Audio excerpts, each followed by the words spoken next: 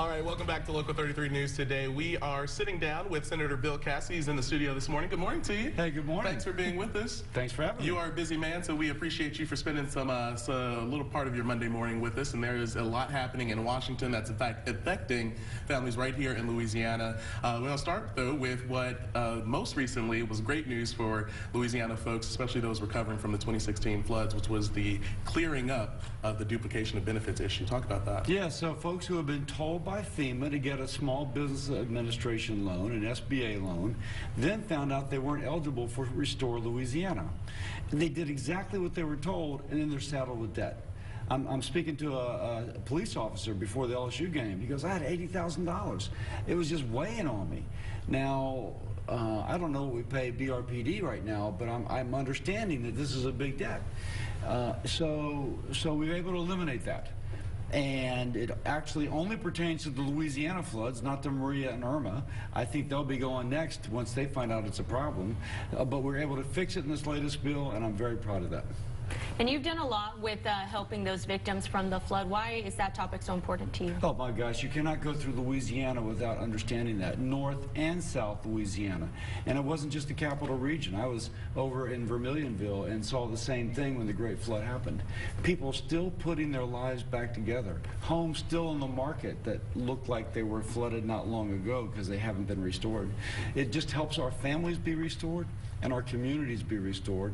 We're going to keep on working at it. And that was a lot of work that you guys did to clear up the duplication of benefits issue. Another thing that you've been working hard towards, and I think we talked about it last time you were here, is the price transparency with medications, and there's an update to that as well. Yeah, so we eliminated, President Trump signed in the Roosevelt Room in the White House a law forbidding gag clauses. And it's something I and others have worked on. Gag clauses, you go to the pharmacist, it's cheaper to pay cash instead of pay your insurance copay. The pharmacist couldn't tell you because by contract the insurance company told him that he could not. I mentioned it to a fellow, he goes, I go in for my Lovenox. It would have cost me $70 if I paid cash, but my copay was $190. Now this was 2 years ago. That's gone. The pharmacist can now do what he or she is supposed to do, be your advocate and say, wait a second, why don't you pay cash, you'll save 120 bucks.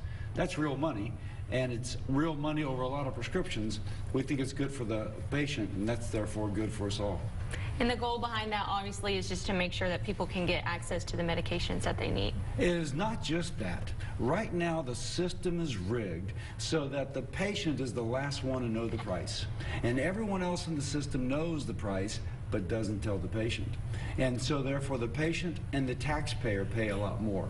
We're trying to change this system so that it works to serve the patient, not just to empty their pockets. And real quick before we let you go, obviously what a lot of folks have been paying attention to closely, it was the contentious Supreme Court nomination confirmation process. You obviously were a senator going through that process. Just curious what your thoughts are on the process that we just went through and what you would tell folks who watched it and may think, you know, this is our system at work. Yeah, I'm very glad Justice Kavanaugh got approved. We have to be sensitive to the fact that there are many women and men who've been assaulted in a way which they just did not want. But that was not Judge Kavanaugh.